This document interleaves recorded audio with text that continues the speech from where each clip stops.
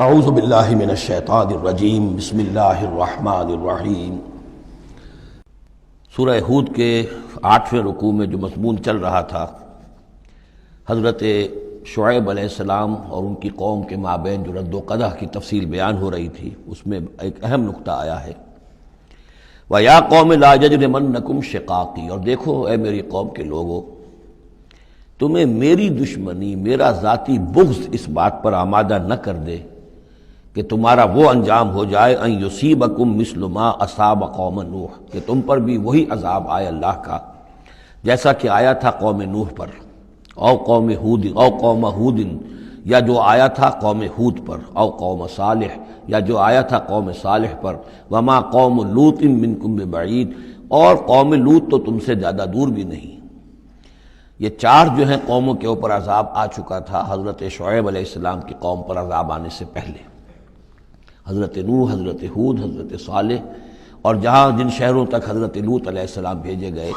یعنی سدوم اور عامورہ کی بستیاں۔ اور یہ جو بستیاں تھیں دونوں جن پر عذاب آیا ہے، بعید ہونے کا معاملہ ان کا دونوں اعتبار سے ہے، زمانی اعتبار سے بھی، مکانی اعتبار سے بھی۔ جغرافیے میں بھی ہم نے دیکھ لیا کہ خلیج عقبہ کے مشرقی ساحل کے ساتھ جو ہے علاقہ جو ہے یہ تھا کہ جو اصحاب مدین کا ہے، جن میں شعیب بھیجے گئے، ان سے ذرا ہٹ کر مشرق میں جو ہے بحیرہ بردار ہے، اور بحیرہ بردار کے ساحل کے اوپر یہ شہر آباد تھے۔ تو جغرافیائی اور زمینی اعتبار سے بھی فاصلہ نہیں ہے، زمانی اعتبار سے بھی زیادہ فصل نہیں ہے۔ اور اگرچہ بعض لوگوں کا خیال یہ ہے کہ حضرت موسیٰ علیہ السلام جب مدین گئے تھے، مصر سے اپنی جان بچا کر نکلے تھے، تو پھر وہاں جس شیخ کے پاس وہ رہے ہیں اور جس کی بیٹی سے پھر انہوں نے شادی کی ہے، اس کے بارے میں لوگوں نے یہ خیال ظاہر کیا کہ وہ حضرت شعیب تھے۔ مجھے اس سے سختی سے اختلاف ہے، اور مجھے ان لوگوں کی رائے سے اتفاق ہے جو سمجھتے ہیں کہ یہ ممکن ہی نہیں ہے۔ حضرت شعیب کی قوم کے اوپر جو عذاب آ چکا تھا، اس کے بعد جو لوگ بچے کھچے وہاں آباد تھے، ان میں کوئی نیک آدمی تھا کہ جس کے پاس حضرت موسیٰ علیہ السلام کا جانا ہوا ہے۔ لیکن یہ کہ بہرحال اتنا فصل کوئی ہزاروں برس کا نہیں ہے ان کے مابین، سینکڑوں برس کا بھی شاید نہ ہو، قریب کا ہے معاملہ، زمانی اعتبار سے بھی اور زمینی اعتبار سے بھی۔ اب جو نقطہ اس میں اہم ہے وہ یہ ہے کہ بسا اوقات کسی شخص کو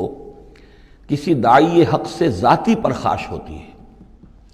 کوئی ذاتی بغض ہے، کوئی ذاتی دشمنی ہے، کسی سبب سے ہے، اس کے نفسیاتی اسباب ہو سکتے ہیں اور بہت سے اسباب ہو سکتے ہیں،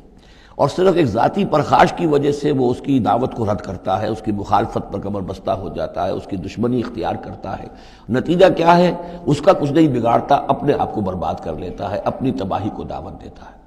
تو اے میری قوم کے لوگوں، میری زدم زدہ میں تم کہیں اس انجام سے دوچار نہ ہو جانا، ایسا نہ ہو کہ میرا بغض اور میری عداوت جو ہے، وَيَا قَوْمِ لَا يَجْرِمَنَّكُمْ شِقَاقِي ان یصیبکم مثل ما اصاب قوم نوح او قوم ہود او قوم صالح وما قوم لوط منکم ببعید واستغفروا ربکم، اور دیکھو استغفار کرو اپنے رب سے، ثم توبوا الیہ، پھر اس کی طرف رجوع کرو، اس کی طرف آگے بڑھو، اس کی اطاعت کرو، اس کی فرمانبرداری کرو۔ ان ربی رحیم ودود، یقیناً میرا رب رحیم بھی ہے، ودود بھی ہے، محبت فرمانے والا ہے۔ قالوا یا شعیب ما نفقہ کثیرا مما تقول، انہوں نے کہا کہ اے شعیب تم جو کچھ کہتے ہو اس کی اکثر بات تو ہماری سمجھ میں نہیں آتی، کیا کہہ رہے ہو تم؟ یعنی یہ کہ ذہنوں کے سانچے اتنے بگڑ گئے ہوتے ہیں کہ سیدھی بات ان میں فٹ بیٹھتی نہیں۔ ما نفقہ کثیرا مما تقول وانا لنراک فینا ضعیفا، ہم تو یہ دیکھ رہے ہیں کہ تم ہمارے اندر کوئی طاقتور آدمی نہیں ہو، کمزور سے آدمی ہو، ہم تو دیکھتے ہیں کہ تمہارے پاس کوئی قوت نہیں ہے۔ لولا رہتک، اگر نہ ہوتا تمہارا خاندان، لرجمناک، تو ہم تجھے کبھی کا سنسار کر چکے ہوتے۔ اب یہ بات بہت اہم ہے اس وقت، اصل میں یہ جو صورت مکی نازل ہو رہی ہیں، جو حضور کی دعوت اور تحریک جس دور سے گزر رہی تھی اور جو کچھ ہو رہا تھا، وہ اس کا ایک عکس سابقہ انبیاء اور رسل کے حالات میں بھی جو ہے تو وہ اسی دور کی مناسبت سے وہی باتیں نمایاں کی جاتی ہیں۔ یعنی جو تکرار ہوئی ہے ان رسولوں کے حالات کی، وہ تکرار محض نہیں ہے، بلکہ ہر جگہ پر جس دور میں وہ صورت نازل ہو رہی ہے جن میں ان کا تذکرہ ہو رہا ہے، اس دور میں جو خاص مسائل ہیں کہ جو درپیش ہیں محمد الرسول اللہ صلی اللہ علیہ وسلم اور آپ کے صحابہ کو، تو ان کے مناسبت سے جو ہدایت ہے، دل جوئی ہے، مسلمانوں کے لیے رہنمائی ہے، وہ حصہ ان رسولوں کی تعلیمات اور تاریخ کا بیان کیا جاتا ہے۔ اب یہاں مکے میں بھی شکل یہ ہو چکی تھی کہ بقیہ سب قریش جو ہیں وہ حضور کے خلاف جو ہیں سخت غیظ اور غضب کے اندر مبتلا تھے، لیکن چونکہ حضور کے چچا ابو طالب یہ خاندان بنی ہاشم کے سردار تھے اور انہیں ذاتی محبت تھی، وہ چاہے ایمان نہیں لائے حضور پر صلی اللہ علیہ وسلم، لیکن ذاتی محبت انہیں اتنی تھی کہ انہوں نے آخری وقت تک سپورٹ کیا ہے۔ اور قبائلی زندگی میں یہ ہوتا ہے کہ اگر کہیں کسی ایک خاندان کے کسی فرد کے اوپر کوئی ہاتھ اٹھایا جائے تو پھر وہ خاندان انتقام لیتا ہے۔ اس کا مطلب یہ ہوتا ہے کہ وہ حضور کے خلاف وہ کوئی اقدام کرتے ہیں تو گویا کہ ان فائٹنگ شروع ہو جائے گی، داخلی خانہ جنگی شروع ہو جائے گی بنو ہاشم کی ان لوگوں کے خلاف کہ جو حضور کو کوئی غضب پہنچائیں، نقصان پہنچائیں۔ یہ تحفظ ملا ہوا تھا محمد الرسول اللہ صلی اللہ علیہ وسلم کو اللہ تعالیٰ کی طرف سے۔ اگر خدا نہ خواستہ ابو لہب ہوتا اس سردار تو کبھی کا حضور کے خلاف کوئی نہ کوئی اقدام وہ کر چکے ہوتے، لیکن چونکہ خاندان بنی ہاشم کی سرداری اس وقت تھی ابو طالب کے پاس، اور انہیں دلچسپی تھی اور محبت تھی، شفقت تھی حضور کے ساتھ، بلکہ کچھ عرصہ جو ہے حضور ان کے سائے عاطفت کے اندر انہوں نے گزارا بھی تھا۔ اس وجہ سے تو یہ نقشہ دکھایا جا رہا ہے کہ آج قریش کے مقابلے میں جس طریقے سے کہ بنو ہاشم کی سپورٹ اور حفاظت جو ہے وہ حضور کے لیے اللہ تعالیٰ نے اسے قلعہ بنا دیا ہے، یہی معاملہ اس وقت تھا کہ حضرت شعیب کا بھی خاندان ان کا پشت بنا تھا۔ وَلَوْلَا رَحْتُكَ، اگر تمہارا خاندان تمہارا پشت بنا نہ ہوتا اور تمہارا ساتھ نہ دے رہا ہوتا، لَرَجَمْنَاكَ، ہم کبھی کہ تمہیں سنسار کر چکے ہوتے۔ وَمَا أَنْتَ عَلَيْنَا بِعَزِيزٍ، اور ذاتی طور پر تم ہم پر کوئی بھاری نہیں ہو، تو تمہاری کوئی حیثیت نہیں ہے۔ قَالَ يَا قَوْمِ رَحْتِي أَعَزُّ عَلَيْكُم مِّنَ اللَّهِ، انہوں نے کہا اے میری قوم کے لوگو، کیا میرا یہ خاندان تم پر زیادہ بھاری ہے اللہ سے؟ میرا پشت بنا تو حقیقتاً اللہ ہے، تم اللہ سے نہیں ڈرتے، میرے خاندان سے ڈرتے ہو۔ رَحْتِي أَعَزُّ عَلَيْكُم مِّنَ اللَّهِ وَاتَّخَذْتُمُوهُمْ وَرَاءَكُمْ ظِهْرِيًّا، اللہ کو تو تم نے اپنی پیٹھوں کے پیچھے پھینکا ہوا ہے، بھلایا ہوا ہے۔ یہ بھی بہت ہی اہم نفسیاتی نکتہ ہے۔ ہوتا یہ ہے کہ ہم دنیا میں ایسے مگن رہتے ہیں کہ اللہ کو ماننے کا عقیدہ تو ہے لیکن اللہ مستحضر نہیں رہتا، یاد نہیں رہتا۔ یہ ہمارا پورا دنیا کا کاروبار چل رہا ہے، کاز اینڈ ایفیکٹ، علل ہیں، اسباب ہیں، ان کے نتائج نکل جاتے ہیں۔ تو جو کاز اینڈ ایفیکٹ کا جو سلسلہ چل رہا ہے ہم اس میں اتنے گم ہوتے ہیں کہ مسبب الاسباب جو ہے وہ نگاہوں کے سامنے رہتا ہی نہیں۔ یا یہ کہ ہم اپنے کاموں میں اتنے مشغول ہیں، اپنے کام و دہن کی لذت جو ہے وہی ہمیں جو ہے کوئی مرصد نہیں لینے دیتی، یا یہ کہ بنیادی ضروریات جو ہے وہی ہمیں جو ہے اب کوئی فارغ نہیں ہونے دیتی، لہذا ہم گم ہو جاتے ہیں۔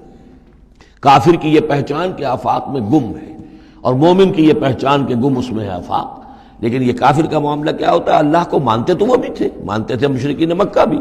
مانتے تو سب تھے اللہ کو، لیکن یہ کہ اللہ کو تو انہوں نے اوجھل کیا ہوا تھا، آنکھ اوجھل پہاڑ اوجھل۔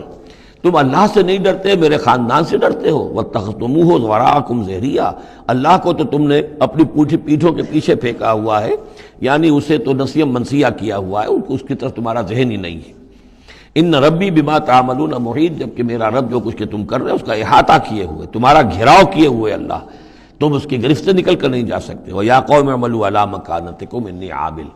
اور اے میری قوم کے لوگوں کرو جو کچھ کر سکتے ہو اپنی جگہ پر، میرے خلاف جو کر سکتے ہو، جو ریشہ دوانیاں کر سکتے ہو، جو اقدام کر سکتے ہو۔ یہ چیلنجنگ انداز جو ہے ان آخری صورتوں میں آپ کو نظر آ رہا ہے، سورہ نام سے چلا آ رہا ہے، اس لیے کہ وہ کشاکش جو تھی حق و باطل کی وہ اس انتہا کو پہنچ چکی تھی کہ اب حضور صلی اللہ علیہ وسلم کی طبیعت کے اندر بھی وہ بیزاری پیدا ہو چکی تھی۔ اب جو کچھ تم کر سکتے ہو کر لو، انی عامل، اپنا سا جو میں کر سکتا ہوں میں کر رہا ہوں، جو کوشش مجھ سے بن آ رہی ہے میں کر رہا ہوں۔ سوف تعلمون، ان قریب تم جان لو گے، من یاتی ہے عذاب یخزی ہے، کون ہے وہ جس پر وہ عذاب آئے گا جو اسے رسوا کر دے گا، ومن ہوا کاذب، اور کون ہے وہ جو جھوٹا ہے، میں جھوٹا ہوں یا تم جھوٹے ہو۔ وارتقبوا انی معکم رقیب، تاکتے رہو، انتظار کرو، میں بھی تمہارے ساتھ اب تاک رہا ہوں، منتظر ہوں۔ ولما جاء امرنا، جب ہمارا حکم آ گیا، نجینا شعیبا، ہم نے نجات دے دی شعیب کو، والذین آمنوا معہ، اور ان کو کہ جو اس کے ساتھ ایمان لائے تھے، برحمت منا، اپنی جانب سے رحمت کے ذریعے، واخذت الذین ظلموا الصیحۃ، اور جو یہ ظالم تھے، گناہ گار تھے، مشرک تھے اور کافر تھے، انہیں آ پکڑا ایک بہت بڑی کڑک نے، فاصبحوا فی دیارہم جاثمین، تو وہ اپنے اپنے گھروں میں اور اپنے ولاز میں اور اپنی کوٹھیوں میں، اپنی حویلیوں میں اوندھے پڑے رہ گئے۔ کأن لم یغنوا فیہا، ایسے ہو گئے جیسے وہ کہیں آباد تھے ہی نہیں۔ الا بعدا لمدین، آگاہ ہو جاؤ، پھٹکار ہے مدین پر، کما بعدت ثمود، جیسے کہ ثمود پر پھٹکار ہوئی۔ صدق اللہ العظیم۔